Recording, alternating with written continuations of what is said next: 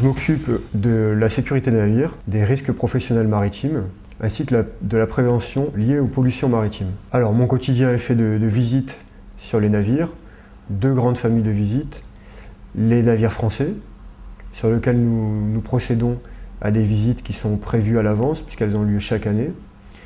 Donc il s'agit là d'une flottille de 200 navires répartis entre la pêche, le commerce et les passagers, les navires à passagers. Alors nous procédons à toute une série d'essais effectués sur le navire afin de vérifier si les différentes pompes d'assèchement fonctionnent correctement, si tous les moyens de lutte contre l'incendie fonctionnent correctement également. On va après vérifier si les équipements sont bien présents à bord du navire, les équipements liés à l'abandon du navire, donc tout ce qu'on appelle la drome de sauvetage. Et également nous sommes accompagnés par un inspecteur radio qui lui va contrôler les différents éléments pour pouvoir communiquer. Et les navires sont pour la plupart en très bon état. Le parc des navires est plutôt vieillissant, mais malgré tout, on a des navires qui sont bien entretenus par des armements sérieux pour la plupart.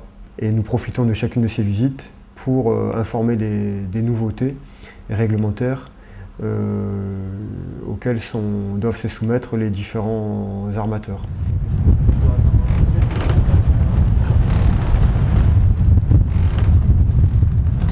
Là, il s'agit d'une visite spéciale où le patron armateur demande à allonger son navire.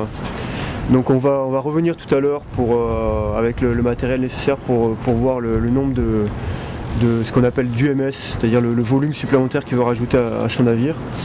Et il demande également à pouvoir embarquer des passagers dans le cadre de pescatourisme, ce qui peut être pour la saison estivale prochaine un complément d'activité. En fait, il y a quelques contraintes pour pouvoir embarquer des passagers au niveau de l'espace disponible dans la cabine et au niveau des hauteurs de rambarde et hauteurs de pavois. Et donc nous étudions ces différents points.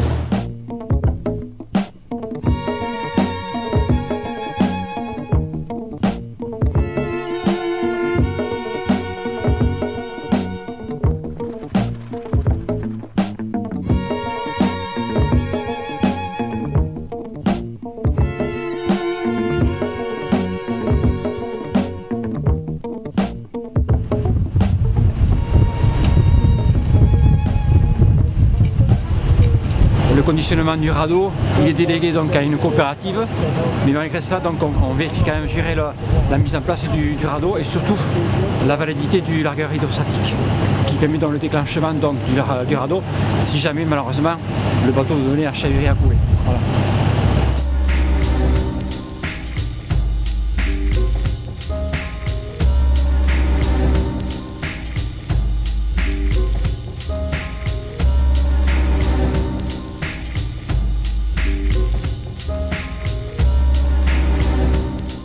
Mon quotidien est ensuite partagé avec la visite des navires étrangers et nous visitons par surprise ces différents cargos qui fréquentent le port de Bayonne. Les navires étrangers sont soumis à des inspections dans le cadre du contrôle par l'État du port qui est régi par le Mémorandum de Paris qui est une entente européenne et ces navires-là sont soumis à des règles internationales et régies par l'Organisation maritime internationale située à Londres. Des règles que nous connaissons qui sont différentes en fonction de l'âge du navire puisqu'il n'y a pas forcément de rétroactivité sur les règlements. Donc on est bien muni d'outils informatiques qui nous permettent de bien connaître les différentes règles à faire respecter sur les différents navires que nous inspectons.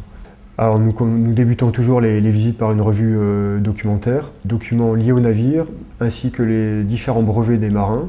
Et par la suite, nous procédons à une visite des différents compartiments, différentes cales. Nous en profitons pour voir l'état de la structure, ainsi que nous allons procéder à différents essais, au même titre que sur les navires français, des essais liés à l'assèchement du navire, liés à la lutte contre l'incendie. Nous sommes particulièrement vigilants sur tout ce qui est prévention de la pollution, donc nous regardons l'état des différentes caisses de résidus d'hydrocarbures et les différentes déclarations qui ont pu être faites pour vérifier qu'il n'y a pas eu de rejet en mer. Alors effectivement, c'est des visites surprises. Nous ciblons les navires avec une base de données européenne en fonction de leur dernière date d'inspection. Et après, nous ciblons également les navires. On va aller voir les navires qui sont le plus susceptibles de poser des difficultés en termes de sécurité de la navigation ou de prévention de la pollution.